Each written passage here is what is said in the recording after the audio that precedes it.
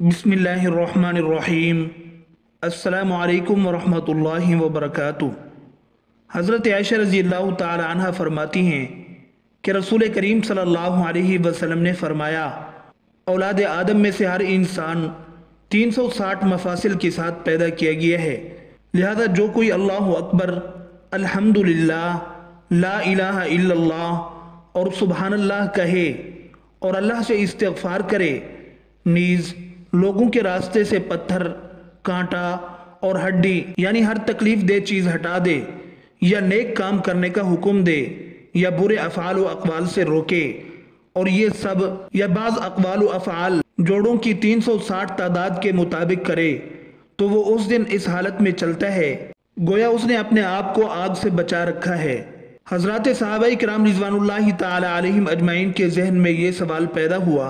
वो इसको लेकर नबी करीम सल्लल्लाहु अलैहि वसल्लम से शिकायत करते हुए कह रहे थे कि माल वाले हमसे सवाब में आगे बढ़ गए, क्योंकि वो भी नमाज पढ़ते हैं जैसा कि हम पढ़ते हैं, वो भी रोज़े रखते हैं जैसा कि हम रखते हैं, लेकिन वो माल के ज़रिए सदका व खैरात में हम पर फजीलत ले जाते हैं।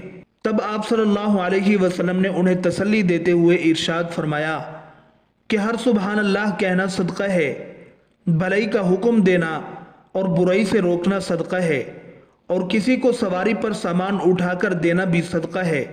गर्ज हर भलाई सदका है, जैसा कि हज़रत जाबिर रज़ी अल्लाह अन्हु की रिवायत से वाज़ेह होता है कि रसूलुल्लाह सल्लल्लाहु अलैहि वसल्लम ने फरमाया, कुल्लु मारूफिन सदक़तुन, यानी हर भलाई सदका है।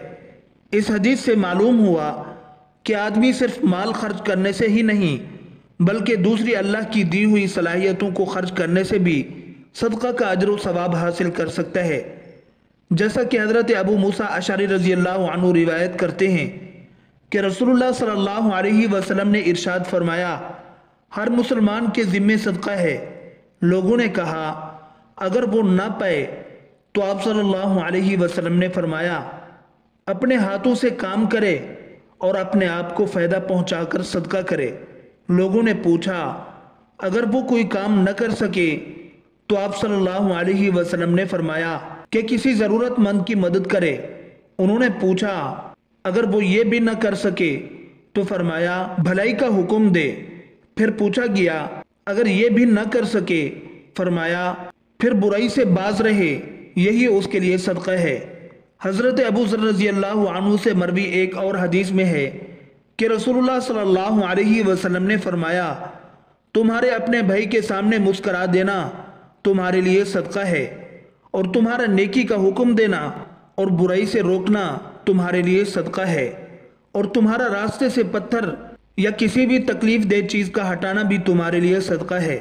मुख्तलिफ अहादीस में सदका की 40 सूरतें जिक्र की गई हैं, इनको ज़रूर याद कीजिए। नंबर 1, दूसरे को नुकसान पहुंचाने से बचना सदका है। नंबर 2, अंधे को रास्ता बताना सदका है।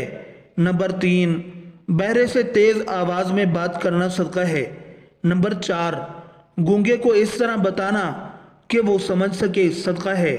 नंबर 5, कमज़ोर आदमी की मदद करना सदका है। नंबर 6, रास्ते से पत्थर, कांटा और हड्डी हटाना सदका है। नंबर 7, मदद के लिए पुकारने वाले की दौड़कर मदद करना सदका है। नंबर 8, अपने डोल से किसी भाई को पानी देना सदका है। नंबर 9, भटके हुए शख्स को रास्ता बताना सदका है। नंबर 10, ला इलाहा इल्लल्लाह कहना सदका है। नंबर 11, सुबहानल्लाह कहना सदका है। नंबर 12, अल्हम्दुलिल्लाह कहना सदका है। नंबर 13, अल्लाहु अकबर कहना सदका है। नंबर 14, अस्तगफिरुल्लाह कहना सदका है। नंबर 15, नेकी का हुक्म देना सदका है। नंबर 16, बुराई से रोकना सदका है। नंबर 17, सवाब की नीयत से अपने घर वालों पर खर्च करना सदका है। नंबर 18, दो लोगों के बीच इंसाफ करना सदका है।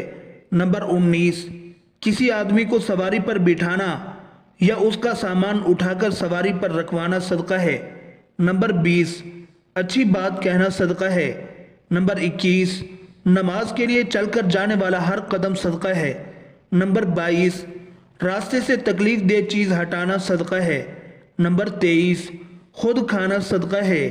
نمبر 24 اپنے بیٹے کو کھلانا صدقہ ہے۔ نمبر 25 اپنی بیوی کو کھلانا صدقہ ہے۔ نمبر 26 اپنے خادم کو کھلانا صدقہ ہے۔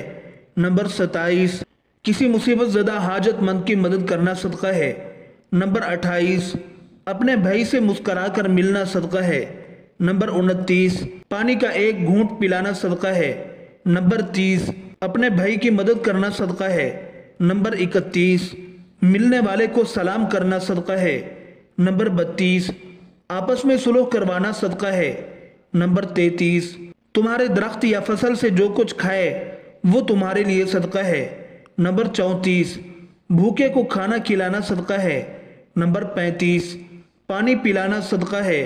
نمبر 36 2 مرتبہ قرض دینا 1 مرتبہ صدقہ دینے کے برابر ہے۔